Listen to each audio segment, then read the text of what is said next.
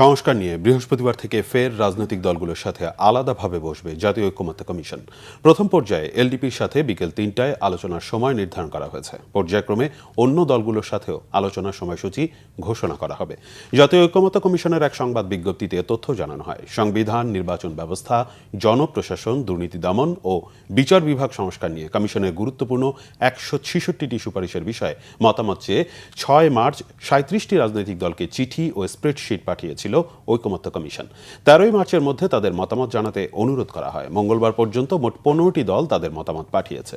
BNP, জামায়াতে ইসলামী, NCP সহ বাকি ১৪টি রাজনৈতিক দল তাদের পূর্ণাঙ্গ মতামত আগামী কয়েকদিনের মধ্যে জানাবে বলে কমিশনকে জানিয়েছে। ছাত্র জনতার অভ্যুত্থানে গত বছরের ৫ আগস্ট শেখ হাসিনা সরকারের পতন হয়। এরপর ৮ আগস্ট অন্তর্বর্তী সরকারের দায়িত্ব নেন অধ্যাপক ডক্টর মোহাম্মদ ইউনূস।